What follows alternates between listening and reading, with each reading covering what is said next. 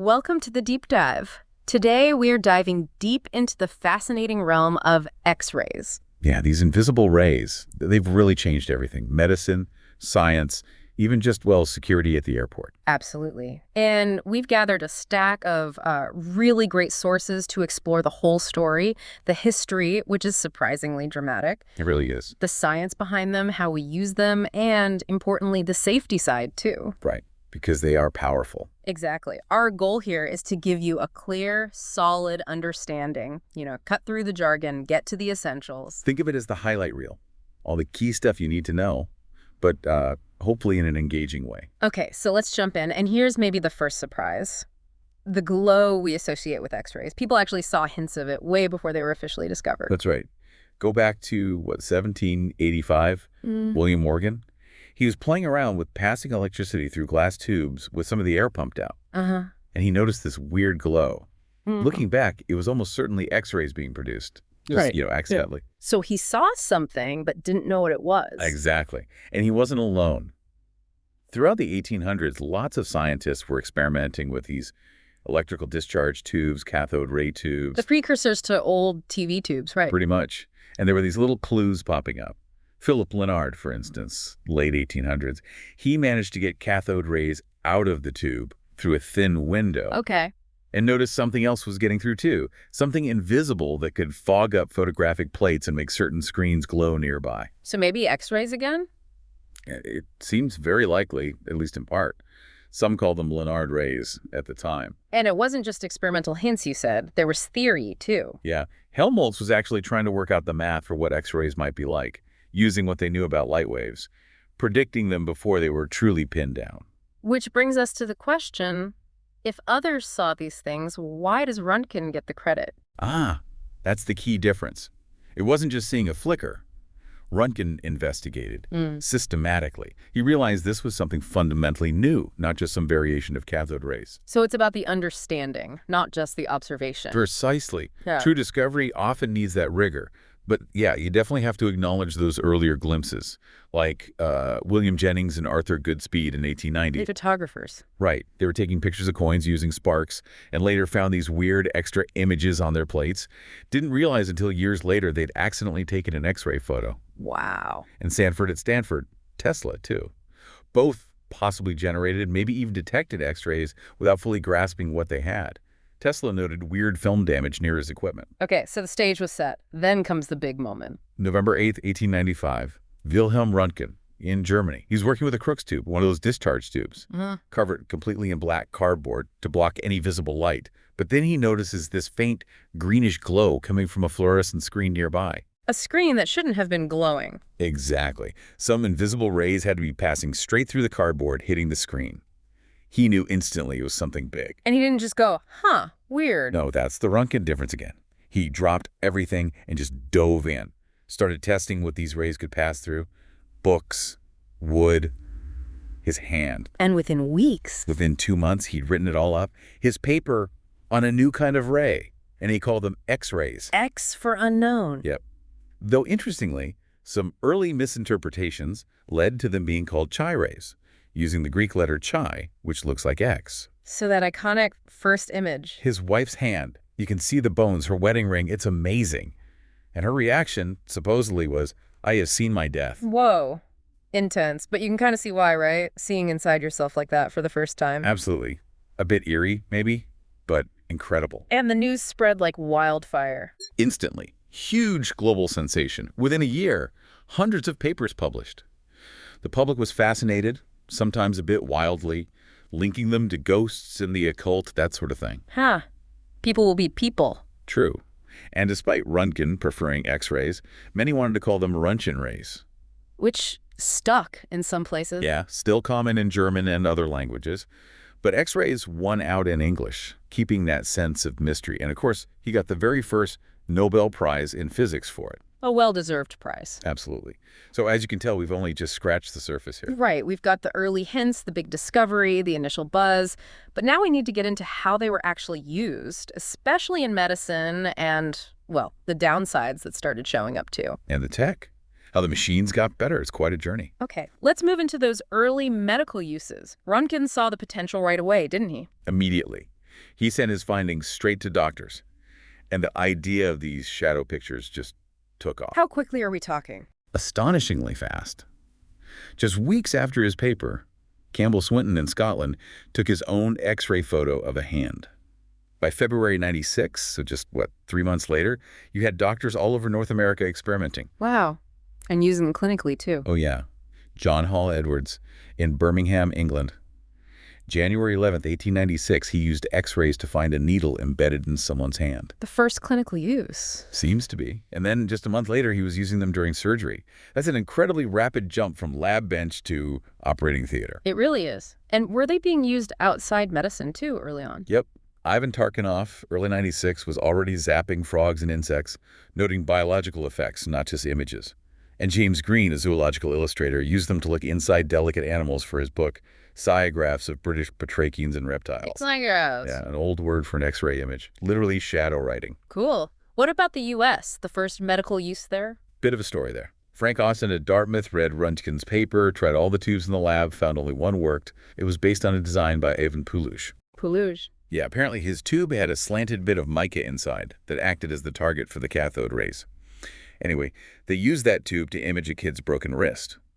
Edwin Frost, the patient's brother, managed the patient while Austin handled the tube. That was the first U.S. medical X-ray. Amazing. Just finding the right tube was step one. And people wanted to see these images live, not just on plates. Naturally, like a movie. Well, sort of. Early devices like Salvioni's cryptoscope used fluorescent screens. But Thomas Edison really cracked it. He found calcium tungstate glowed really brightly. Edison, of course. By May 96, he had his Vitascope, basically the first commercial fluoroscope. It became the standard for looking at X-rays in real time. But this rush to use them, it came at a cost. People didn't know about the dangers yet. Not at all. The story of Clarence Daly is just awful. He worked for Edison, tested tubes constantly on his own hands. Developed horrific radiation burns, then cancer. Lost both arms to amputation. Died in 1904, the first known fatality from X-ray exposure. Such a tragic cautionary tale. You need to understand the risks. Absolutely. Though even then, some were trying to make it safer. Mahadzlo Pupin used one of Edison's screens and found it drastically cut the exposure time needed from like an hour down to minutes. A small step, but important. Definitely. And wasn't there a story about President McKinley? Ah, yes. After he was shot in 1901, there was this frantic effort to get an X-ray machine to Buffalo to find the bullet. Edison was contacted, a machine was sent. But they didn't use it. No. By the time it arrived, or perhaps because they weren't sure how to use it effectively or worried about his condition, they never used it. He died from infection, from gangrene setting in around the bullet wound. Makes you wonder what if. It really does. A difficult what if. So when did people start realizing these rays weren't harmless? Pretty quickly, actually. February 1896, so just a few months in, Daniel and Dudley at Vanderbilt University. Dudley volunteered to be X-rayed for an hour as a test. An hour? Yeah, and reported hair loss afterwards, a bald spot where his head was near the tube. And that opened the floodgates. August 96, H.D. Hawks got severe burns on his hand and chest from doing an X-ray demo. It hit the papers, electrical review, and suddenly reports of burns, skin damage, hair loss started pouring in. Even from big names. Oh, yeah. Elihu Thomson at Edison's lab, Nikola Tesla too, reported burns. Thomson actually deliberately exposed his finger to document the effects, the pain, the swelling, the blisters. Very methodical. Did they know where it was happening? There were theories. Tesla thought maybe it was ozone gas produced by the tubes. Others blamed UV rays. And confusingly, you had some doctors publicly insisting there were no ill effects at all. Denial isn't just a river in Egypt. Indeed. But the evidence was mounting. And the human craft was becoming clear. We mentioned Clarence Daly. And Elizabeth Fleischmann, another American X-ray pioneer. She died in 1905 from complications linked to her work. And John Hall Edwards, the guy who did the first clinical X-ray. What happened to him? It's heartbreaking. By 1904, he had terrible X-ray dermatitis, a radiation-induced cancer. It led to his left arm being amputated in 1908, then fingers on his right. He became a huge advocate for safety measures before dying of cancer in 1926. Wow. His own hand is preserved, isn't it? Yeah, at Birmingham University. A really stark reminder of those early dangers. Okay, so awareness is growing. Let's shift into the 20th century. The technology must have improved, right? Those early tubes sounded unreliable. Hugely improved. The big problem with the early cold cathode, or Crookes tubes, was the gas inside. They needed a tiny bit of gas to work, but the tube walls would gradually absorb it. So they'd stop working. Or they'd produce harder X-rays, higher energy, and become erratic, then just quit. They tried adding little softer devices to release more gas, but controlling them was difficult. Not ideal for medical use. Not at all. The real breakthrough came around 1920 with the Coolidge tube. Named after William Coolidge. Right. He used a hot filament, like in a light bulb, to boil off electrons' thermionic emission. This gave a much more stable, controllable beam of electrons to hit the target. These hot cathode tubes basically replaced the old Crookes tubes completely. Made things much more reliable. Absolutely. And around the same time, fundamental discoveries were being made about X-rays themselves. Charles Barkla, 1906, figured out that X-rays scatter off gases. Okay. And crucially, that each element emits its own characteristic X-ray frequencies when stimulated, like a fingerprint. Ah, so you could identify elements. Exactly. That was the birth of X-ray spectroscopy. Won him the Nobel Prize in 1917. And then came crystallography. Yes. 1912, Max von Laue, Knipping, and Friedrich. They showed that X-rays diffract when they pass through crystals. They bend in predictable patterns. Which meant what? Two huge things. One, it proved X-rays behave like waves. Two, it meant you could work backward from the diffraction pattern to figure out the precise arrangement of atoms in the crystal. X-ray crystallography was born. Still fundamental today. Amazing. And Moseley built on that. Henry Moseley, yeah, 1913. He used crystallography to measure the characteristic X-ray frequencies Barkla discovered, but for different metals. And he found a direct mathematical link between the X-ray frequency and the element's atomic number. So it helped organize the periodic table. Fundamentally, it showed atomic number, not atomic weight, was the key organizing principle. Really profound stuff. And Coolidge's tube design itself evolved. It did. His basic hot cathode design from 1913 is still the foundation. But refinements came along, like rotating anodes the target spins really fast. Why do that? Heat. Remember, most energy hitting the target becomes heat, not X-rays. Spinning spreads the heat over a larger area so you can hit it with more electrons and get more powerful X-ray beams without melting the target. Essential for things like CT scanners. Well, makes sense. Like spinning a tire avoids one spot getting too hot. Good analogy. Were there other weird and wonderful uses back then? Oh, definitely. People tried using X-rays in early movies to see physiology in action. Someone actually filmed an egg moving through someone's stomach in 1913. Yep.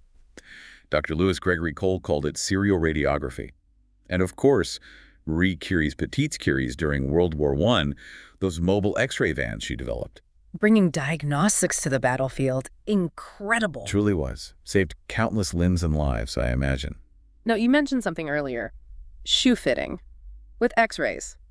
Slight chuckle. Yeah? Yeah, that was a thing from the 20s to the 50s. Shoe stores had these fluoroscope machines you'd stick your feet into. To see if the shoes fit. Exactly. You'd see the bones of your feet inside the shoe outline. Popular for a while, especially for kids' shoes. Until people realized the radiation dose. Precisely. Concerns grew in the 50s, and they were banned pretty much everywhere. Yeah. Seems crazy now, doesn't it? All that exposure just for shoe shopping. Definitely crazy. What else? Microscopes? Space? Yep. X-ray microscopes developed from the late 40s, pushing resolution limits. And space. The Chandra X-ray Observatory, launched in '99, gives us stunning views of high-energy stuff out there. Black holes, supernovas, galaxy clusters emitting X-rays. Seeing the universe in a whole new light, so to speak. Or a whole new wavelength. There was even talk of an X-ray laser for Star Wars. Chuckles. The Strategic Defense Initiative, yeah. Project Excalibur. Nuclear-pumped X-ray laser in space. Highly ambitious. Never really panned out. Probably for the best. And newer imaging techniques. Phase contrast X-ray imaging. It looks at how the X-ray wave is shifted, not just absorbed. Much better for seeing soft tissues, which don't absorb X-rays well. But it needs special equipment. Often, yeah. Like those big synchrotron sources particle accelerators. Not your average hospital setup, usually. But the images can be remarkable. Okay, let's dig into the X-rays themselves. Hard versus soft. Right. It's all about energy. Hard X-rays have high energy, typically above 5 or 10 kilo electron volts, or keV, short wavelength. And they penetrate stuff well. Exactly. Think of them as more powerful. They go through denser materials. That's what we need for medical imaging, seeing bones, or for security scanners looking inside luggage. And soft X-rays. Lower energy, longer wavelength. They get absorbed much more easily, even by air. Less penetrating power. There's also an intermediate range, sometimes called tender X-rays. And when we say get an X-ray, we usually mean the picture, right? Yeah. Technically, we mean the radiograph. Yeah. The image produced by the X-rays is metonymy, using the cause for the effect. Common usage, though. Now, X-rays versus gamma rays, what's the difference? It seems blurry sometimes. It can be. The most common way to define them is by origin. X-rays generally come from electron interactions outside the nucleus. Gamma rays come from transitions within the atomic nucleus, usually after radioactive decay. So where they're born. Pretty much. But sometimes high-energy photons are made in other ways, or we don't know the source. So another way is just by energy or wavelength. Like a dividing line. Yeah, an arbitrary one. Say anything shorter than 0.1 nanometers is gamma, anything longer is X-ray. The tricky part is the energy ranges overlap significantly. But usually the source-based definition, electrons versus nucleus, works pretty well, because typical X-ray tubes produce lower energies than most nuclear gamma rays. But yeah, context matters. Got it. And a key property. They're ionizing. Crucial point. The photons have enough energy to knock electrons right out of atoms. That creates ions, breaks chemical bonds. Which is why they can be dangerous. Yes. High doses cause burns, radiation sickness. Even lower doses, accumulated over time, increase cancer risk by damaging DNA. But that same property is useful. Absolutely. In radiotherapy, we use that damaging effect in a controlled way to target and kill cancer cells. And their ability to penetrate opaque stuff is the basis for almost all imaging. Right. Seeing inside things. And their very short wavelength, much shorter than visible light, lets us probe tiny structures.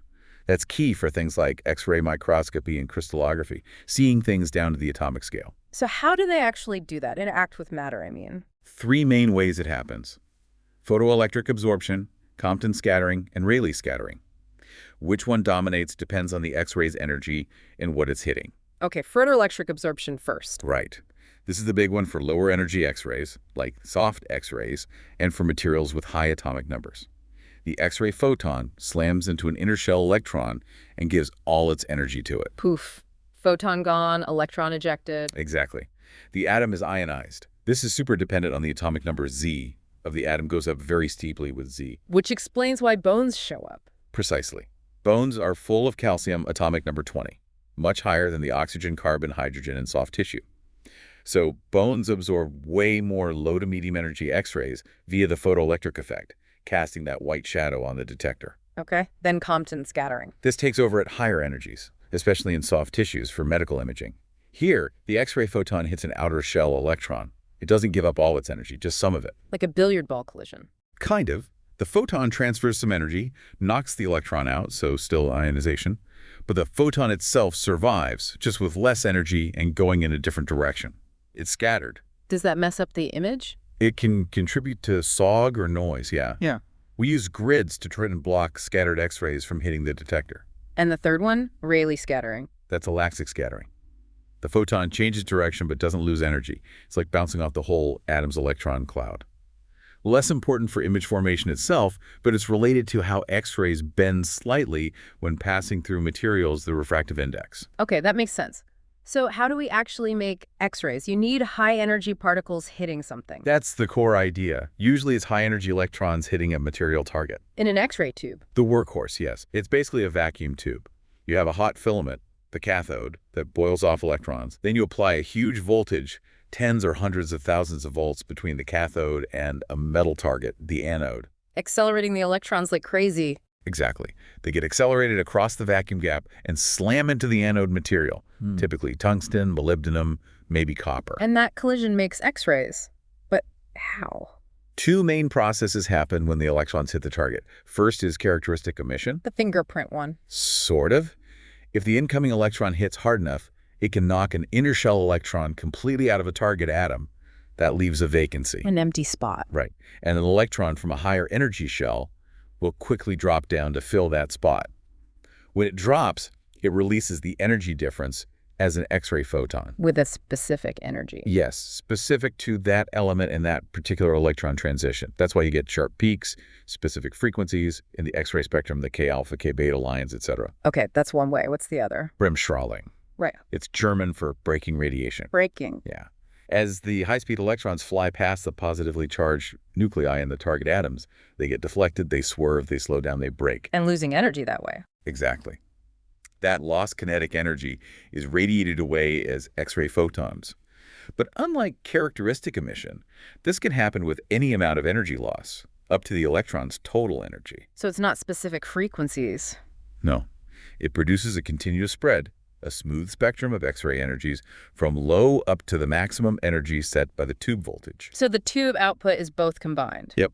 You get the continuous bremsstrahlung background with the sharp characteristic peaks superimposed on top. And it's worth remembering this whole process is incredibly inefficient. Not inefficient. Like 99% or more of the electron energy just turns into heat in the anode. Only 1% or less becomes X-rays. Wow. That explains the need for cooling, like those rotating anodes. Absolutely. Got to get rid of that heat. Are there other ways to make X-rays besides tubes? Synchrotron radiation is a big one for research. You use huge particle accelerators to get electrons moving near the speed of light, then bend their path with magnets.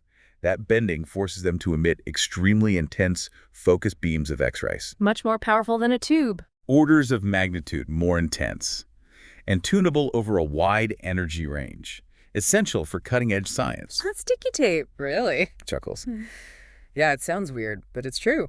Peeling regular adhesive tape in a vacuum generates enough static electricity discharge to produce short bursts of soft X-rays. Triboluminescence leading to X-ray emission, enough to take a fuzzy X-ray of a finger, apparently. It's wild. Nature is full of surprises. You can also get X-rays by firing fast positive ions at a target that's PIXE, used for elemental analysis, and lightning produces them naturally. Lightning makes X-rays. Yep.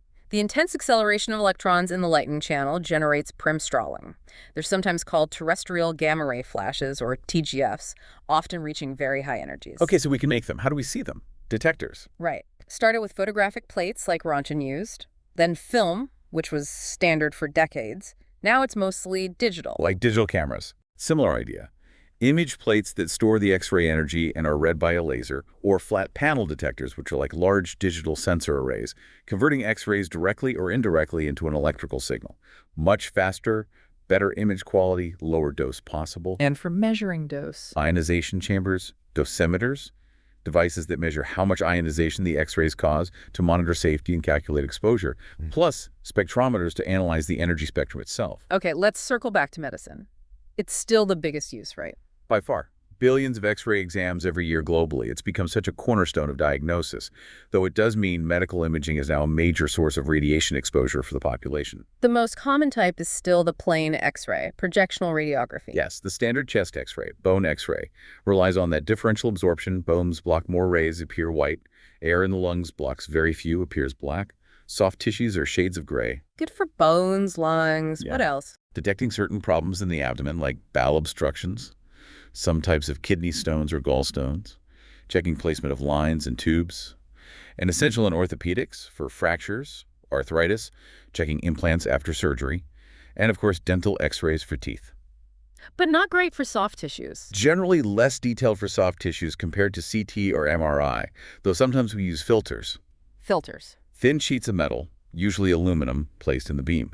They absorb the lowest energy, soft X-rays that would just get stuck in the patient anyway without helping the image. This hardens the beam, reducing dose and sometimes improving contrast slightly. And for blood vessels, you need contrast. Right, angiography. We inject a contrast agent, usually iodine-based, into the blood. Iodine absorbs X-rays really well, so the blood vessels show up clearly. We often use digital subtraction angiography. Take an image before contrast, one after, and subtract the two. Leaves just the vessels. Exactly. Great for finding blockages, aneurysms. Then there's CT, computed tomography. A massive advance. Instead of one flat image, the X-ray tube and detectors rotate around the patient, taking hundreds of thin slice images from all angles. And a computer puts them together. Yep, reconstructs them into cross-sectional images, like looking at slices through the body. You can even stack them up to make 3D models. Much, much better detail for soft tissues, organs, complex fractures. Faster than MRI sometimes. Often faster, yes, and usually more readily available and cost-effective. Used everywhere now. Trauma, cancer staging, stroke diagnosis. And fluoroscopy for moving pictures. Right, real-time X-rays. Used to guide procedures like inserting catheters into blood vessels, cardiac cath, placing stents, doing barium swallows where you watch the contrast go down the esophagus. Is the radiation dose high for that? It can be, because the beam is on for longer. But modern systems use pulsed fluoroscopy, short bursts of X-rays, instead of a continuous beam, which significantly cuts down the dose while still giving a good enough real-time view. And finally, using X-rays to treat cancer, radiotherapy. Yes, using much higher doses, very precisely targeted beams of high-energy X-rays to damage the DNA of cancer cells and kill them. Different energies for different cancers. Right.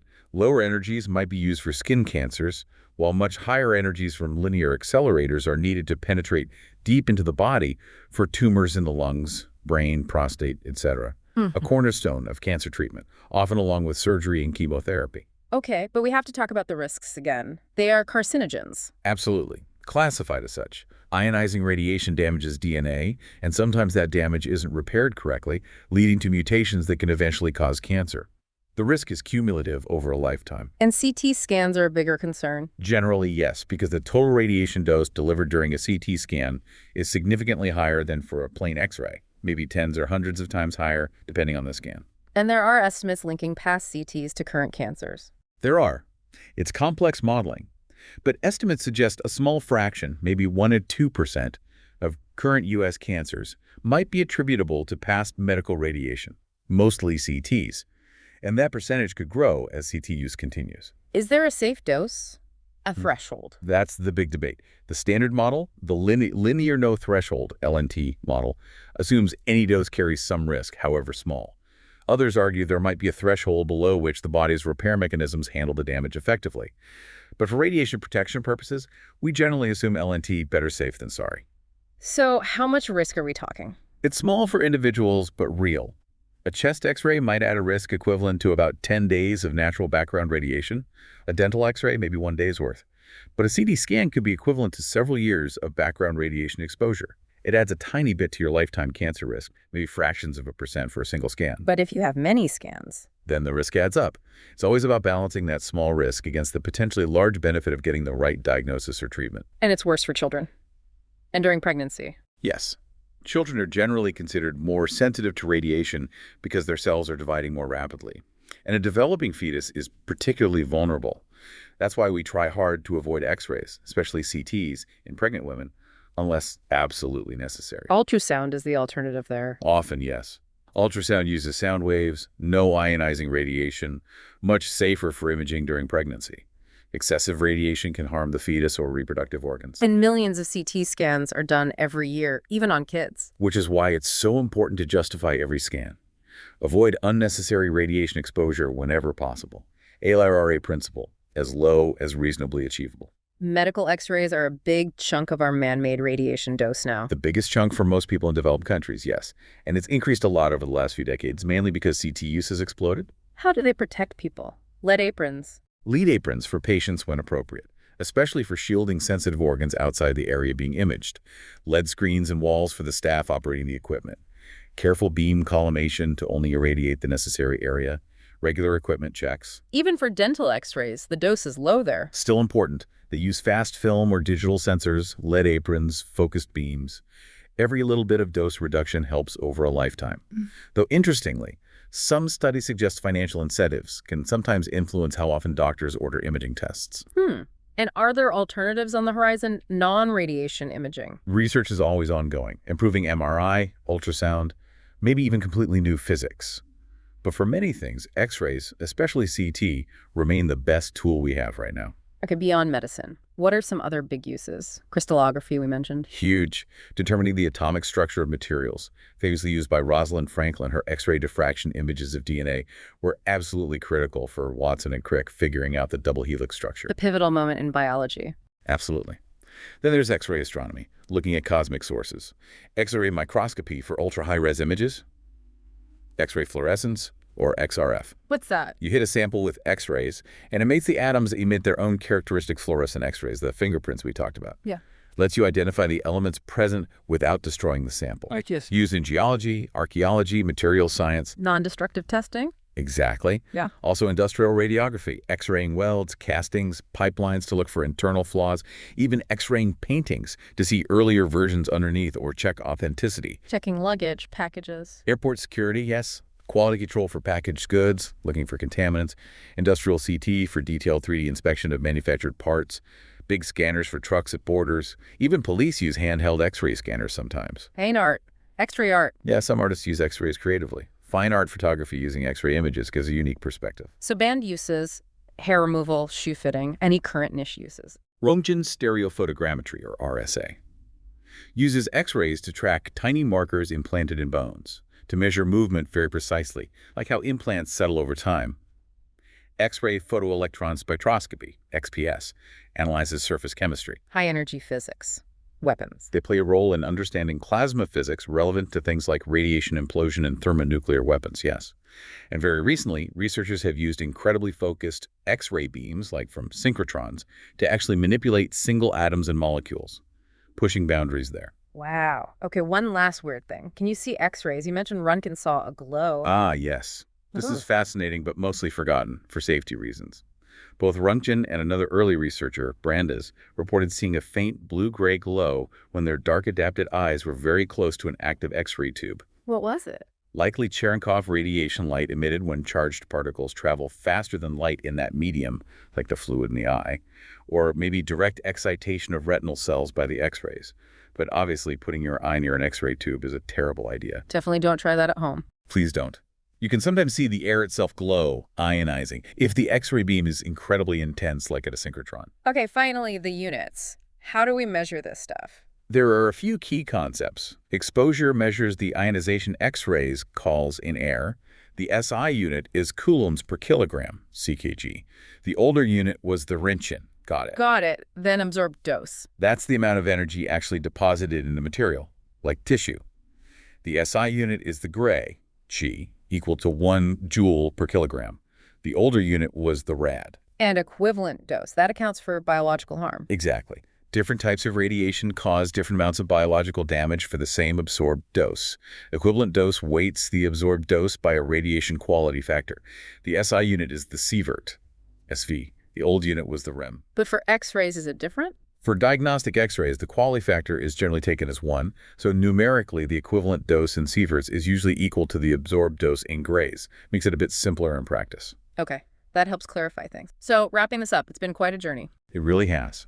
From those first accidental glows and Röntgen's brilliant investigation, through the incredibly rapid medical uptake, the sobering discovery of the risks, to the amazing technology we have today. CT scanners, synchrotrons, crystallography. It's indispensable. Absolutely. X-rays touch so many parts of modern life, medicine, science, industry, security, an invisible ray that lets us see the invisible. But always with that caveat, that need for caution. Always. It's powerful energy. The benefits are huge, but we have to use it responsibly, minimize exposure, constantly weigh the pros and cons. That balance is crucial. So a final thought for you, our listener. Thinking about X-rays, this invisible energy that went from mystery to mainstay, what other invisible forces or phenomena might be out there, waiting for their Röntgen moment? Yeah, how might our understanding of other parts of the spectrum or other forces entirely evolve? Will we find safer ways to image the body? What ethical questions will new powerful technologies raise? The story X-rays suggests the future could hold some equally surprising transformations. Definitely something to ponder. Thanks for joining us on this deep dive.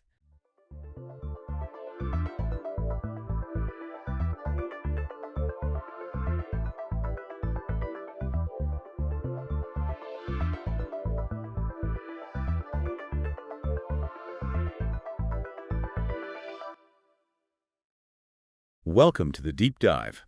This is where we take the sources you're curious about and, well, we dive deep to pull out the most interesting bits. That's the idea. You give us the material, we explore it. And today, we're looking at someone truly remarkable, Ibn Battuta. He was a 14th century scholar and explorer from the Maghreb. Right, and our source today is mainly his Wikipedia page, which actually pulls together a lot of information about his life and especially his travels. Travels which were just staggering in scope. We're talking nearly 30 years on the road, starting around 1325. Yeah, 30 years. He covered vast areas, much of Africa, the Middle East, Asia, even parts of Europe. And the distance numbers are pretty mind-blowing. Something like, what, 117,000 kilometers? Or about 73,000 miles, yeah. It's significantly more than other famous pre-modern explorers you might think of, like Marco Polo or Xing He. It really puts his achievement into perspective, doesn't it? Absolutely. And luckily for us, he left behind an account of it all. Ah, yes, the Rila, which means the journey, right? Exactly. A gift to those who contemplate the wonders of cities and the marvels of traveling. He dictated it near the end of his life. It's our main window into his world. So our mission for this deep dive is to pull out some surprising facts, some insights from his life that maybe make you see history or travel a bit differently, all based on this source material. Without overwhelming you with, every single detail, let's find the highlights. Okay, let's start with the man himself. Hmm. Who was Ibn Battuta before he became the famous traveler? Well, his full name was quite lengthy. Shams al-Din Abu Abdallah Muhammad ibn Abdallah, and so on. Alawati Alanji ibn Battuta. Wow. Okay, but Ibn Battuta itself means something interesting, doesn't it? It does. Son of the Duckling. Kind of charming, really. A little bit. So Son of the Duckling was born where and when? He was born in Tangier, Morocco in 1304. This was during the time of the Marinid dynasty. And his family background was travel in his blood. Not exactly travel, but learning was. His family were Islamic legal scholars, Qadis of Berber descent from the Lawata tribe, so a respected, educated background. What kind of education would that involve back then? He studied Islamic law according to the Sunni Maliki school that was, and still is, the predominant school of thought in North Africa. This legal training actually pops up later in his travels. Right, influencing how he sees things or even the jobs he takes on. Precisely. So what kicks it all off? He's 21, it's 1325. What makes him leave Tangier? The initial stated reason was the Hajj, the pilgrimage to Mecca. It's a fundamental duty for Muslims who are able. But it became much more than just a pilgrimage. Oh, absolutely. The realist suggests more. He talks about this really strong inner desire, not just to visit the holy places, but also a real craving for adventure, to see faraway lands. I can imagine. That pull of the unknown. How did he describe leaving home? It must have been a huge moment. It sounds quite poignant, actually. He mentions setting off alone, the sorrow of leaving his parents, who were still alive then, and his home. He compared it to birds leaving their nests. That's quite an image. Yeah. Really emphasizes the leap he was taking. Definitely. So he sets off, heading east. Okay, so this first leg, roughly 1325 to 1332. North Africa, Middle East, East Africa. Where does he go first? He travels overland along the North African coast. Smart move, really. He often joined caravans. Safety in numbers, Makes sense. Any interesting encounters early on? Well, he got married briefly in Sfax, Tunisia, but it didn't last long. Seems to be the first of quite a few marriages throughout his journeys. A pattern emerges. What about Egypt? That was a major center. Yes, in Alexandria, he met a Sheikh Burhanuddin, and the sheikh apparently prophesied that Ibn Battuta would travel the world, specifically mentioning India, Sind, and even China. Wow, really? Like a fortune teller? Sort of. And then another holy man interpreted a dream Ibn Battuta had as meaning he was destined for world travel. It's like the universe was nudging him onwards. Or maybe he just remembered those encounters favorably after he'd actually done it. That's always possible, too, looking back. He also hit a snag trying to get to Mecca via the Red Sea port of Adhab. There was a rebellion, so he had to turn back. So detours were part of the plan from the start, almost. Seems like it. He ended up going to Damascus instead, which was controlled by the Mamluks. They kept the pilgrimage routes through places like Jerusalem and Bethlehem pretty safe, which was a plus. Ah, interesting. And after he finally makes it to Mecca for the first Hajj, does he think about going home then? Not a chance, it seems. He heads northeast into the Ilkhanate, that's the Mongol successor state in Persia. Right, Persia. So places like Isfahan, Shiraz. Exactly. He visited those and also Najaf, Basra. He noted that Shiraz had been spared the worst of the earlier Mongol destruction. Then he went to Baghdad. Baghdad. Still recovering from the Mongol invasion decades earlier, I imagine. He mentioned seeing the ruins, yeah. He even briefly joined the Mongol ruler Abu Sa'id's caravan before heading up the Silk Road towards Tabriz. The Silk Road? That must have been incredible. Tabriz was a major trading hub then. He continued traveling through the region, Mosul, Cizre, Mardin. Then, after probably another Hajj, he went south. South where? Down the Red Sea coast to Yemen. Visited Zabid, Taiz, met the local king. Maybe went to Sana'a. Definitely visited Aden, a huge port for trade between the Indian Ocean and the Red Sea. And from Arabia, he makes quite a jump, doesn't he, into Africa? Yes, East Africa. He sailed across, visited Zayla, Cape Guardafui, and then Mogadishu in Somalia around 1332. What was Mogadishu like then? He describes it as being at its peak, really. A large city, wealthy merchants exporting high-quality textiles.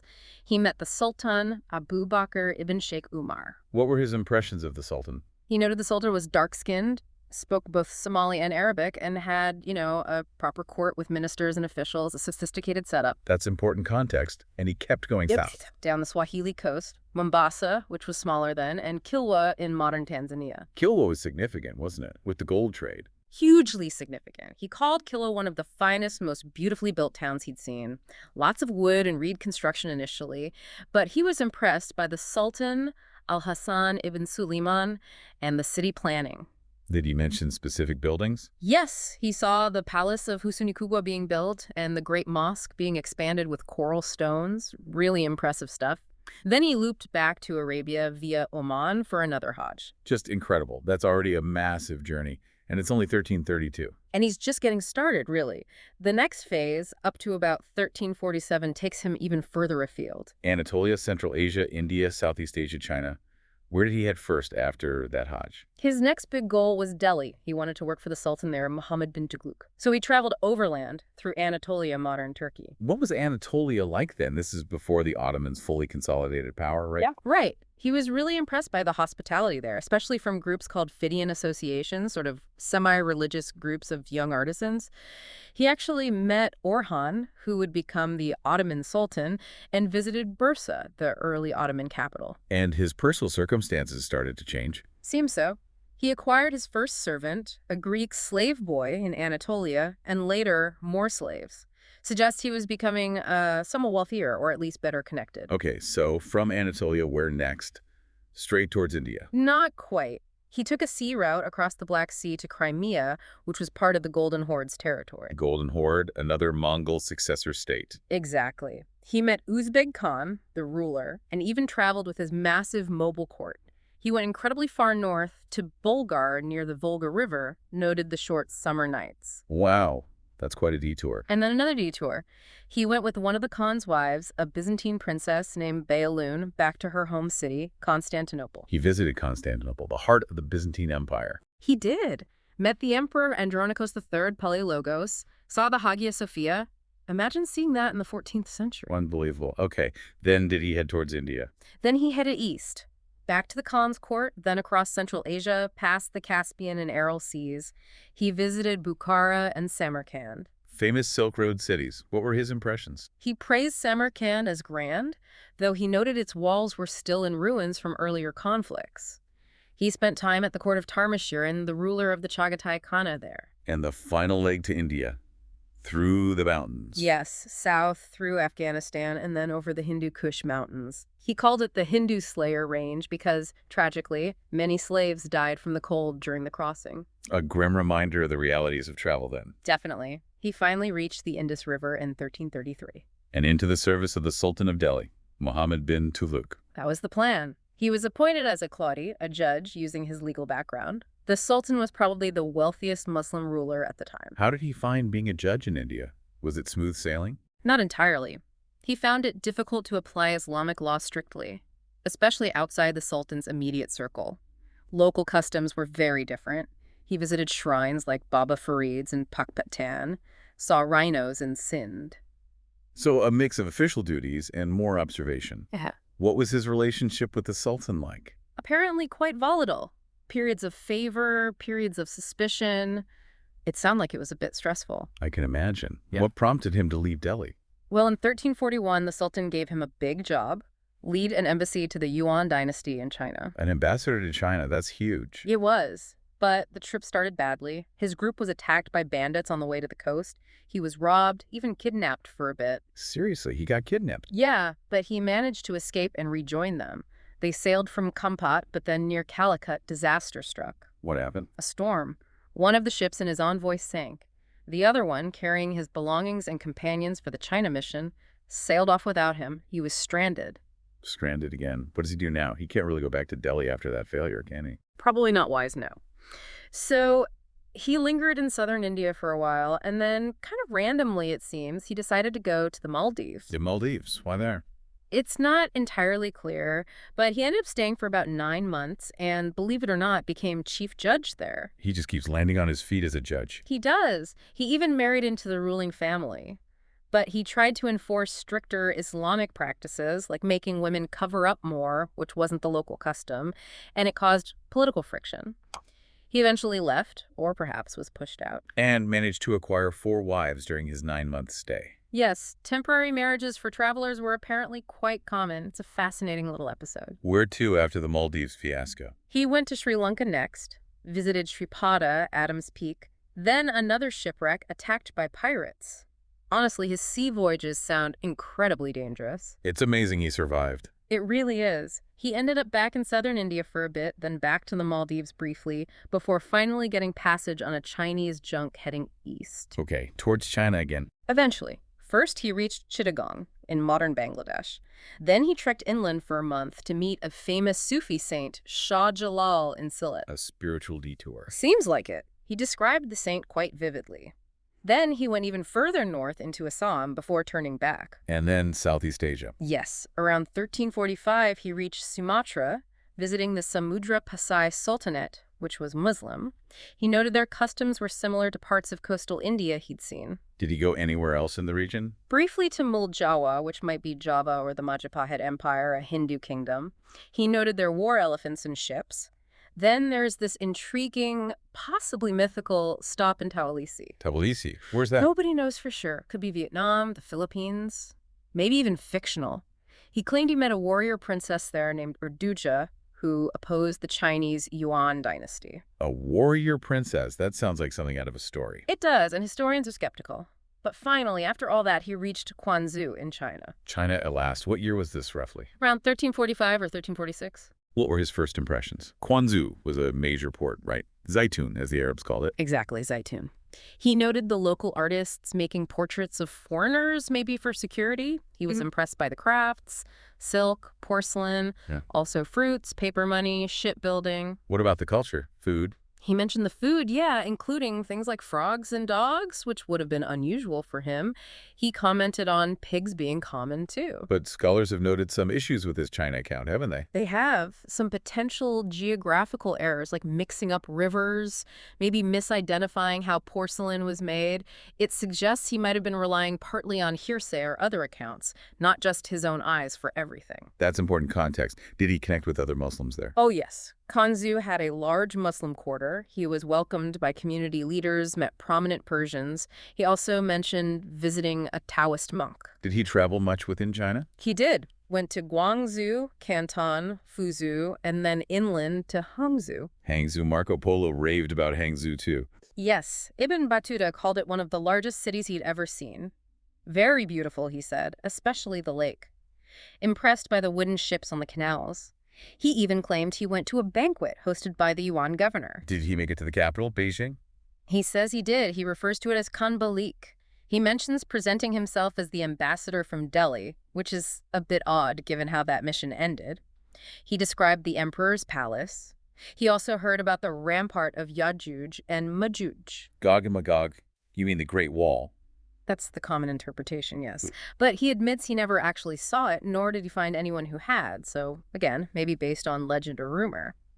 He also claimed the emperor was buried with slaves and treasure, which is another detail historian's question. So his time in China is fascinating, but needs to be read with a degree of caution, perhaps? I think that's fair. It's an invaluable account, but maybe not perfectly factual in every single detail, especially compared to his descriptions of places he knew better, like the Islamic heartlands. Okay, so after China, he finally decides to head home. Around 1346. Yes, the long journey back began. He thought about trying Delhi again, but decided against it and headed for Mecca instead. Sailed through the Strait of Hormuz. He heard news that the Ilkhanate in Persia had collapsed after Abu Sa'id's death. And then he arrived back in the Middle East just as something truly terrible was unfolding. Yes, the Black Death. He reached Damascus in 1348, intending to retrace his first pilgrimage route. That's when he got news his father had died back home. And the plague was spreading rapidly. Horrifically fast. He was in Homs as it swept through Syria. He heard about the devastation in Gaza. Went back to Damascus, where deaths were mounting incredibly fast, thousands a day, apparently. Unimaginable. He found Gaza practically empty, saw the plague's effects in Cairo, too, thousands dying daily there as well. Despite all this, he managed to perform the Hajj one last time. And after that, after witnessing the plague, he decided it was finally time. It seems so. After almost 25 years away, he decided to return to Morocco. He took a slightly roundabout route via Sardinia. In the homecoming. Yeah. What was it like arriving back in Tangier in 1349? More sadness, unfortunately. He discovered his mother had also died just months before his return, likely from the plague too. Heartbreaking. Did he stay put then? Not immediately. He made a trip to Al-Andalus, Muslim Spain. There was a threat to Gibraltar, though it subsided because the Castilian king, Alfonso XI, actually died from the Black Death himself. So Ibn Battuta toured Granada instead. He just couldn't sit still. Seems like it. He traveled back through Morocco, found Marrakech quite depopulated, partly plague, partly because the capital had moved to Fez. And then one final epic journey to West Africa. That's right. In 1351, he set off south again, went to Sihel Massa on the edge of the Sahara, got camels, and crossed the desert. The Sahara crossing. That must have been incredibly tough. Took 2 months, he said. He visited the salt mines at Tagaza, wasn't impressed, despite their importance for the gold trade. Reached Oualata, a key trading post on the southern side. And into the Mali Empire. Yes. Traveled along the Niger River, met the Mansa, the ruler, Suleiman. He had some criticisms, though disapproved of how some women dressed, finding it too revealing according to his standards. Some culture clash there. Definitely. And it's worth noting his descriptions of Black Africans sometimes reflect negative stereotypes common in his time and culture, even while providing valuable historical information. Important to acknowledge that bias. Did he go to Timbuktu? He did, but he described it as small and relatively unimportant then. It hadn't yet become the great center of learning it would later be. He saw hippos on the Niger, went downriver to Gao, which is an important commercial hub. And that was it. The end of the road. Pretty much. After a month in Gao, he was heading back towards Morocco when he got a message from the Sultan telling him to come home for good. The Sultan summoned him back. Seems so. He traveled back north with a large caravan, including many slaves, arriving back in Morocco in early 1354. And his account of West Africa is quite significant, isn't it? For understanding Islam's spread there. Very significant. It's one of the earliest detailed eyewitness accounts we have of the region and the early Islamic kingdoms there. So, 1354, he's finally back home properly. What happens next? How does the Rila come about? Well, the Marinid Sultan, Abu Inan Faris, heard about his travels and basically commissioned the book. He appointed a scholar, Ibn Juzay, to listen to Ibn Battuta's stories and write them down. So Ibn Battuta dictated it. He wasn't writing it himself during his travels. There's no evidence he kept detailed notes. He seems to have relied mainly on his memory, which, after 30 years, is pretty amazing, but also raises questions. And Ibn Juzay, the writer, might have added his own flourishes. Or more than flourishes. Scholars know that Ibn Juzay copied, basically plagiarized, passages from earlier travel writers like Ibn Jubair, especially for descriptions of the Middle East, without saying so. Ah, okay, so that adds another layer of complexity to its historicity. It does. And scholars doubt some specific parts of the journey altogether. Maybe the trip up the Volga, some bits in Anatolia, maybe even parts of the China trip, as we discussed. He might have relied on hearsay for places he didn't personally visit in detail. Are there other specific inaccuracies people point to? Yeah, his account of how the Maldives converted to Islam contradicts other sources.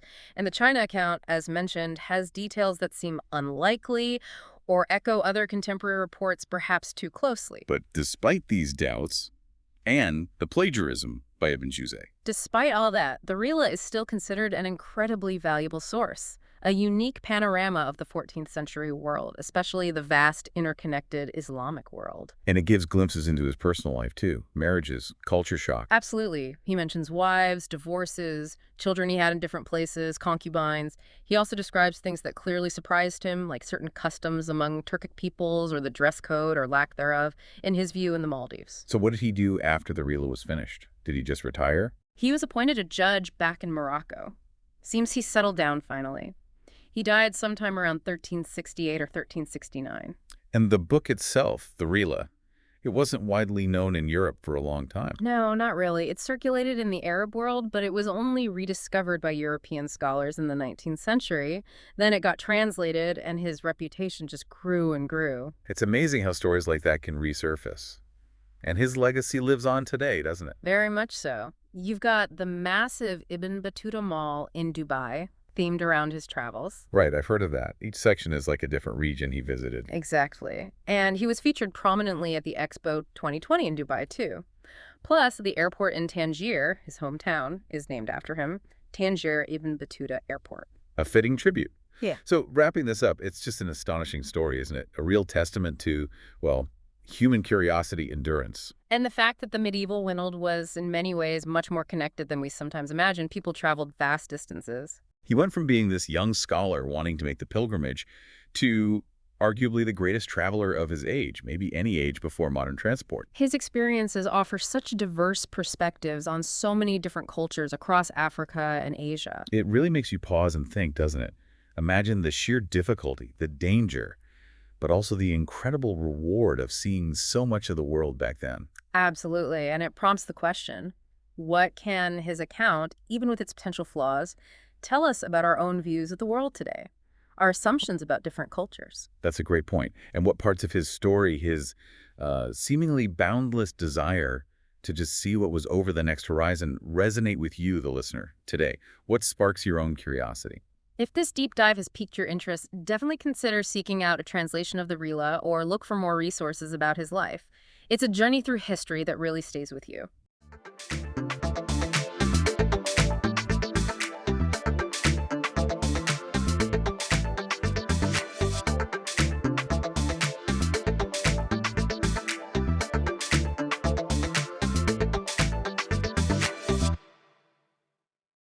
Welcome to the Deep Dive. Today we're taking a fascinating leap, really, into a story woven from, well, fabric and human ambition, the history and evolution of the parachute. That's right. Our main source today is the comprehensive Wikipedia entry on this incredible invention. And our mission, basically, is to uncover the surprising turns, the critical innovations, and, ultimately understand how this life-saving device came about. It's quite a journey. Think about it. The basic idea is just slowing down your fall, right? Seems simple enough. But the journey from that concept to the sophisticated tech we have today is just full of unexpected twists and turns. Absolutely. And when you hear parachute, you probably picture a skydiver straight away. Yeah, pretty much. But the reality is it's a much deeper story, more varied. We're talking centuries of development, starting with these really basic ideas about drag Right. and ending up with these highly engineered wings. It's a great example of how humans tackle fundamental challenges like gravity itself. Okay, let's dive right back to the very beginning. This idea of slowing a fall, it seems pretty ancient. The source mentions a 9th century attempt in Spain. What was that about? Well, what's really interesting here is seeing these very first attempts, humanity sort of grappling with the concept. Back in 852 AD in Cordoba, there was this figure, Armin Furman. Apparently, he tried to fly by jumping from a tower using a huge cloak. That's the cloak. Wow. Yeah. Now, it wasn't a success, obviously, not by modern standards, but the historical accounts suggest the cloak caught enough air to, lessen the impact a bit. Okay. So not really a parachute, more like an intuitive grasp of air resistance, maybe. That's a fascinating glimpse, that initial spark. So a cloak basically acting like a really basic drag device. Surprising start. Okay, now we jump forward quite a bit, several centuries, to the Renaissance. What did the early, more deliberate designs look like? Right. This is where things start to get a bit more recognizable. The earliest picture we know of, something we'd actually call a parachute, it's in a manuscript from the 1470s, attributed to Francesco di Giorgio Martini. And you got to picture this. A person holding onto a wooden crossbar with a conical piece of fabric stretched out above them. There were even lines running down to a belt around their waist. Now, the article notes the fabric might have been too small, not enough drag, and a wooden frame in a fall, but that could cause its own problems. Yeah, I can imagine. But the basic idea, a canopy creating resistance, it's definitely there. A cone of fabric and wood. Definitely a long way from today's nylon canopies. And this was actually seen as an improvement on something even simpler. It was, yeah. The same manuscript also shows an earlier idea. Yeah. Someone trying to break their fall with just 2 long strips of cloth. Like streamers. Attached to bars held in their hands, yeah. Essentially trying to flap their way down. Glapping. Doesn't sound very effective. Probably not. So even with its flaws, Martini's conical design was a big step forward. A dedicated device for slowing down. Right. Then we get to Leonardo da Vinci. Such a visionary, wasn't he? Did his genius touch on falling safely, too? Oh, absolutely. Around 1485, Leonardo sketched a much more refined design in his Codex Atlanticus. What did his look like? His was pyramidal, used a square wooden frame to keep the fabric open, What's really striking is the proportions seem much better than earlier ideas. Ah. It looks like Leonardo had a better feel for the relationship between surface area and weight. And did it work? Well, amazingly, yes. Modern tests, one in 2000, another in 2008, they actually built and tested it. And it worked. His pyramidal design was feasible. That's incredible. A 15th century design, proven right in the 21st century, Right. really shows his understanding of the physics involved. Exactly. The article even calls these conical and pyramidal designs the origin of the parachute as we know it. Okay. So not just luck, there was real understanding developing. Precisely. They move beyond just, create drag to more engineered shapes. After Leonardo, you have Fausto Veranzio, early 17th century. His Homo volans flying man kept the square frame, but used this bulging sail-like cloth canopy.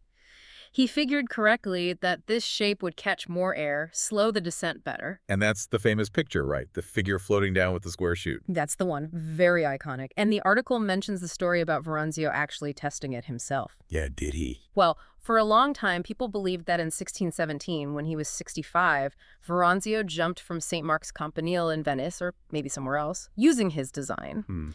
The article points out some later accounts even claimed incorrectly it was documented, but current historical analysis, there's just no solid evidence. Ah, so probably a legend then. Looks like it. Great story, captures the spirit, but likely not a documented jump. Okay, so these were crucial ideas, big conceptual leaps. But the modern parachute, as we think of it, the kind that actually got used practically, that came later. Exactly. You jump to the late 18th century in France. That's where the modern parachute really emerges with Louis-Sébastien Lenormand. Lenormand. He's credited with the first recorded public demonstration, 1783. He even made sketches beforehand. This wasn't just theory, it was public proof, moving it from concept to, well, a real thing. And he came up with the name parachute, too. It fits perfectly. He did. In 1785, he combined the Italian para, meaning protect against, with the French chute, meaning fall. Protect against fall, simple, direct. Yeah, it stuck. The article also mentions Jean-Pierre Blanchard doing demonstrations from hot air balloons. Must have been quite a sight. Definitely. Same year, 1785, Blanchard used one to get down safely from a balloon. Interestingly, his first tests used a dog. A dog went first. Furiously. Yep. He later claimed he used one himself in '93 when his balloon burst, but apparently no witnesses. No, the dog was the real pioneer there. Interesting. And then Genevieve Garnerin, a true trailblazer. Oh, absolutely pivotal. In 1799, she became the first woman to make a parachute descent. Wow. How high did she go? An impressive 900 meters.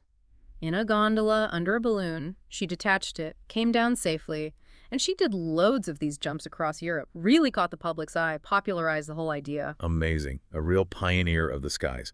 Now, these early parachutes, linen over wood frames, they must have been pretty bulky, right? How did they become more practical? Good question. The 19th century saw a big push to make them more compact, easier to handle. Blanchard himself started using folded silk back in the late 1790s. Silk. Makes sense. Lighter but strong. Exactly, much better than linen.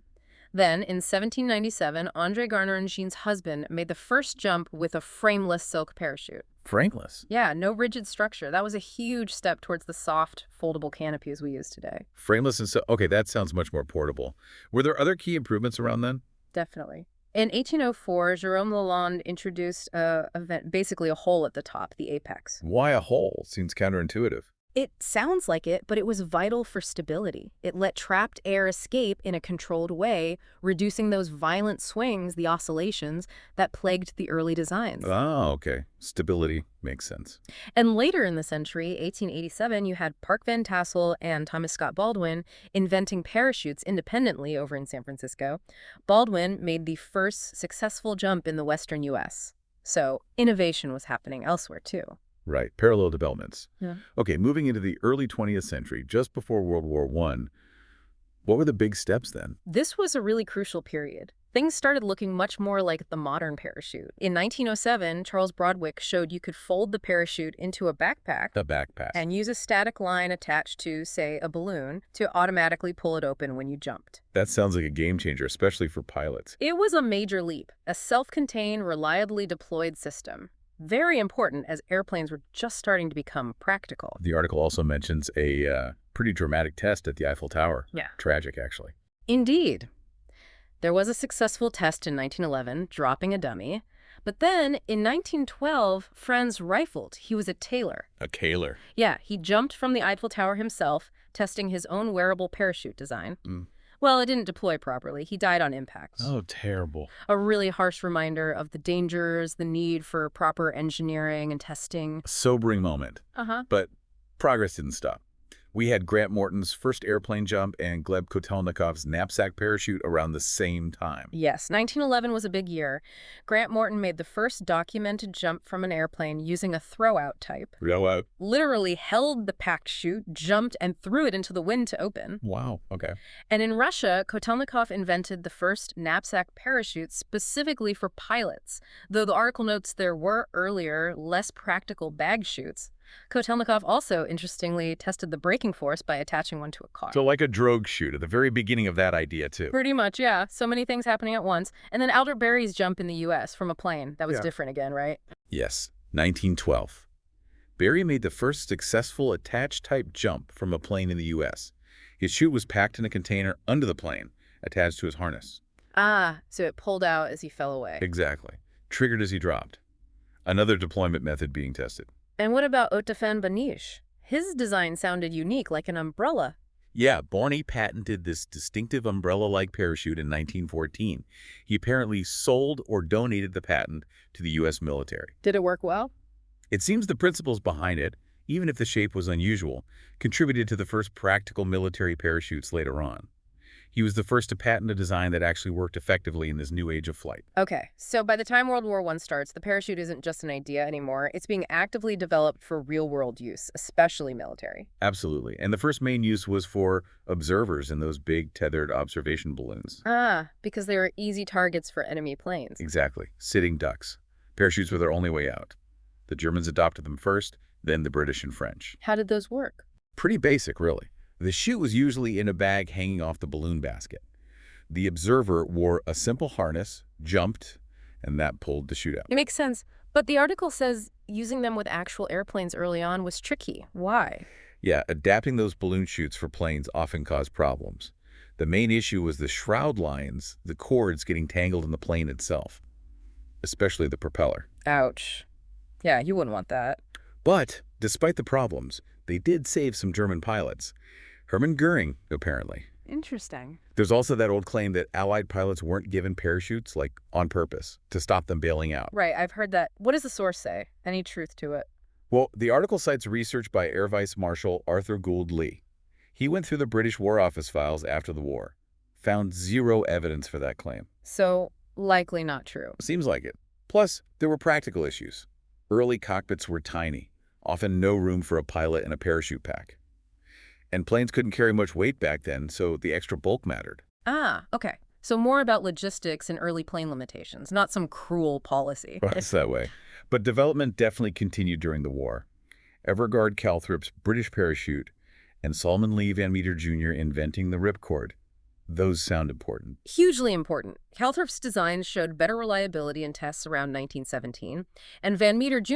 in 1916 patented a backpack chute with a quick release. The ripcord. The ripcord. Can't imagine a parachute without one now. Exactly. It meant pilots could jump clear of the damaged plane before opening the chute, reduce the entanglement risk massively. And then Otto Heineke's design. Adopted by the German Air Service, that sounds like a big step. It was. Heineke's parachute from 1918 became the first standard-issue chute for a military air service. Lieutenant Helmut Steinbrecher made the first successful jump with it. But it wasn't perfect. No, far from it. A lot of pilots using it still died. Mainly issues with entanglement still, or the harness failing under stress. But even with the flaws, it was a vital step. Later designs from the French, British, Americans, Italians, they all learned from the Heineke chute. So even in wartime, it's trial and error, learning as you go. Safety was the goal, but hard to achieve consistently back then. The article also mentions a quick-release buckle from Sir Frank Mears. Yes, 1918 again. Mears patented a harness with a quick-release buckle. Seems small, but another crucial safety and practical feature. Made it easier to get out of the harness after landing or in an emergency. Became standard pretty quickly. Okay, so after World War I, the focus shifts more to reliable escape chutes for pilots, right? Yeah. Major Edward L. Hoffman's work seems key here. Absolutely. Hoffman led the effort to create the airplane parachute Type A, and he was smart about it. He basically combined the best bits from earlier designs. Like what? Like Broadwick soft pack, easier to wear, Stevens ripcord reliable opening, and they added a small pilot chute to help pull the main canopy out. A pilot chute. Yeah, a little auxiliary chute that pops out first and drags the main one out. Leslie Irvin famously tested this combined design in 1919, jumped, it worked perfectly, proved the concept. And that success led directly to the first life saved by an Irvin chute and the Caterpillar Club. Tell us about that. Right. William O'Connor, 1920, officially the first life saved by an Irvin chute. Then in 1922, Lieutenant Harold R. Harris had another dramatic save. After that, they started the Caterpillar Club. Why Caterpillar? Because the parachutes were made of silk, like a silkworm spins its cocoon. So it was this unique club for anyone whose life was saved by bailing out with a parachute. A very exclusive club, I imagine. Now, the time between the wars, the military also started looking at parachutes differently, didn't they, for dropping soldiers? Yes, that was a whole new direction. Italy started experimenting in 1927. Then the Soviet Union really pushed it, setting up airborne troops in 1931, doing big mass jumps. Right. By World War II, airborne forces were a major factor. Think Fort Eben-Email, Crete, Operation Market Garden. Paratroopers played huge roles. The image of all those chutes opening is pretty iconic. And the article mentions an unexpected first use of drag chutes around then. Yeah, kind of ingenious. In 1937, Soviet planes flying in the Arctic used drag chutes to help them land safely on small, rough ice floes. Smart. Early use of chutes for slowing down planes, not just people. Exactly. An early, innovative use for aircraft deceleration. And then during and after World War II, silk became hard to get, right? So they shifted material. That's right. Adeline Gray made the first jump with a nylon parachute in 1942. Nylon quickly took over. Why nylon? It was more available, for one, but also stronger for its weight than silk and resisted mildew and rot much better. Just a more practical, durable material overall. So from natural fibers to synthetics, material science driving things forward. Okay, let's get into the different types of parachutes. The article splits them into ascending and descending canopies. Correct. Ascending canopies are basically paragliders, designed to catch rising air, gain height, stay up for ages. Everything else, including the high-performance ones, are descending canopies, designed primarily for a controlled trip down. And the classic one, the one everyone pictures, is the round parachute. The round parachute, yeah. It's basically a drag device, creates air resistance, slows you down, but doesn't inherently generate lift. Where do you see those mostly? Military uses them a lot. Personnel drops, cargo. Also for emergency chutes, like in some small planes. Early ones were just flat circles, pretty unstable. Unstable how? They'd swing back and forth, oscillate badly. Adding that apex hole, the vent we talked about, helped reduce that. Okay. Many military round chutes became more conical or parabolic in shape for better stability. You can get limited steering by adding cuts or vents in the side. And sometimes, for dropping cargo where speed doesn't matter as much, they use inverted dome shapes. So simple, reliable, but not very steerable. What about cruciform parachutes? That shape sounds different. Cruciform means cross-shaped. That design is specifically meant to be more stable, reduce oscillations, and unwanted turns. Are they common? The U.S. Army is actually switching to them, replacing the old round T-10s with the new T-11, part of the Advanced Tactical Parachute System. The T-11 canopy is a modified cruciform, looks almost square. And the benefit? Slower descent rate. The main goal is reducing landing injuries for paratroopers. Big safety improvement. Always improving safety. Right. Okay, then pull down apex parachutes. The name suggests something about the shape again. It does. These were invented by Pierre Marcel Lemoyne. They're basically round chutes, but the lines pull the center, the apex, downwards. Flattening it out. Exactly. Creates a flatter, more lens-like shape. Lenticular is the term. They often look elliptical from above, even though they start round. And what does that do? That shape, plus some vents, gives them more forward speed and better turning than traditional rounds.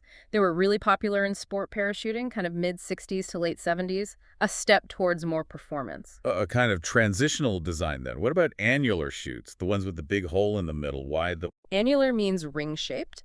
They have the central fabric removed at the apex, creating that obvious hole. Right. This reduces horizontal drag.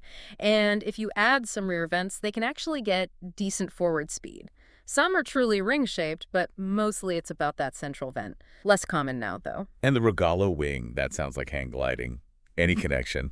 Yes, exactly. The Regalo wing is that flexible, triangular shape. They experimented with it for parachutes, too, Why? trying to get more forward speed and maybe softer landings than the rounds. But ram air parachutes developed so quickly, and regalas were trickier to build and handle, so they didn't really catch on in skydiving. Okay. Now, for really extreme conditions, ribbon and ring parachutes. Sounds like they handle high speeds. Absolutely. Ribbon and ring chutes look a bit like annular ones, but they're specifically designed for deployment at really high speeds, even supersonic. Supersonic, wow. A normal chute would just shred. Instantly. These have mesh-like canopies, maybe a big central hole, or they're made of interconnected ribbons or rings. This lets the pressure equalize incredibly quickly, reducing the stress. What are they made of? Super strong materials. They even use Kevlar for ribbon chutes on things like nuclear bombs, specialized stuff. Good grief, incredible engineering. Now, the dominant design today for sports skydiving seems to be the ram air parachute. Looks like an inflatable wing almost. That's a perfect description. Dominic Jalbert came up with the idea in '63. They're steerable parafoils, 2 layers of fabric, top and bottom, connected by vertical ribs. Forming cells. Exactly, a series of cells. As it moves forward, air rams into vents at the front, inflating the cells, and it forms this rigid airfoil shape, like an airplane wing. And they come in different shapes. Broadly, yes. Rectangular ones, often just called squares, they're medium performance, generally more stable. And then tapered ones, or ellipticals, which are built for high performance. What's the main difference for the skydiver between a square and an elliptical? Well, rectangular or square chutes are usually seen as safer, more forgiving. They tend to have a lower wing loading. Wing loading, what's that? It's how much weight each square foot or meter of the wing is supporting. Lower wing loading means slower flight, usually gentler landing. Okay. And ellipticals. Ellipticals have higher wing loading, smaller cells, maybe more of them, shallower profile. They react much faster to control inputs. You get higher speeds, more dynamic flight, but they need more skill, more experience, less forgiving, especially on landing. So higher performance, but higher demands on the pilot. Yeah. Makes sense. The article also mentions aspect ratio for ram airs. How does that play in? Right, aspect ratio. That's the ratio of the parachute's width, its span to its depth, its chord. Okay. A low aspect ratio chute is very stable but glides down more steeply. Medium aspect ratio gives a good balance, often used for reserves, base jumping, formation skydiving. And high aspect ratio. Yeah. High aspect ratio gives the flattest glide the longest flare potential for landing. That's when you slow right down just before touchdown. But they can sometimes open less predictably. And interestingly, reserve parachutes are always the square medium aspect ratio type, reliability first. Always safety first for the reserve. Yeah. Makes sense. Okay, lastly in types, paragliders. You said they're ascending canopies, but they look a lot like sport parachutes. What's the real difference? They do look similar, both use ram air, but paragliders usually have more cells, a higher aspect ratio, so longer and narrower, and a flatter profile overall. Designed for what exactly? Max lift and glide. They're built for staying up, flying for potentially hours. Sport parachutes are optimized for getting down controllably and maneuvering in a shorter time. And the harness is different too. Yeah, paraglider harnesses are often more like seats, sometimes with a cocoon around the legs for long flights, and they don't have a slider. The slider. It's a piece of fabric that slides down the lines on a sport parachute to slow down the opening, make it smoother. Paragliders don't need that because they inflate on the ground before launch. Ah, okay. And they launch differently. Right. Foot launched, from a slope usually, running forward, or sometimes pulling it up, facing backwards, a reverse launch. Yeah. Or even on skis. Needs different ground handling skills. So really built for soaring, not just descending. Got it. Okay, let's talk deployment, that crucial moment. Different systems for main and reserve chutes. Generally, yes. Reserve parachutes mostly use a ripcord system. Pull the handle, it pulls pins, the container opens, and a spring-loaded pilot chute jumps out. And the pilot chute pulls out the reserve. Exactly. It catches air and pulls the reserve canopy out of its container. The basic design goes back to Theodore Mosicki. And for the main parachute, a skydiver uses. Sports skydivers usually have a hand-deployed pilot chute, tucked in a little pouch, often at the bottom of the container. The skydiver pulls it out, throws it into the wind. And that starts everything. Yeah. The drag from the pilot chute pulls the closing pin on the main container. Then the main canopy comes out, usually packed in a deployment bag or D-bag. You mentioned a kill line on Yeah. some pilot chutes. Yeah, some have a line that collapses the pilot chute canopy once the main is deploying, reducing drag. And reserves often use a free bag system where the pilot chute and bag aren't permanently attached to the reserve canopy. Now, the article mentions pilot chute hesitation. That sounds bad. What is it? It is bad, yeah. It's when the pilot chute deploys, but then maybe gets stuck in the turbulence behind the jumper, the burble, Uh-huh. and it doesn't inflate properly or generate enough force to pull the pin or extract the main canopy. Can happen for other reasons too, like tight closing loops. It can lead to a serious malfunction if it doesn't clear. Yikes. Okay, But for paratroopers, it's different again. Designed for speed and everyone opening together. that's right. They use static line deployment.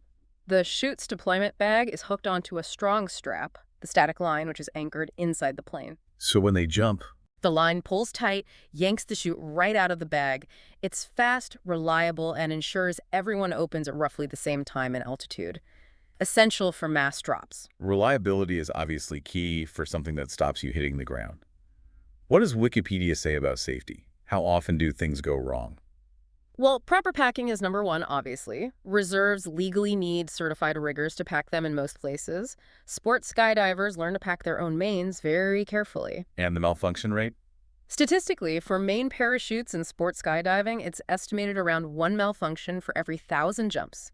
Maybe slightly less now. 1 in 1,000. Okay. Reserves are built to even higher standards, maintained more rigorously, used way less often, so they're significantly more reliable.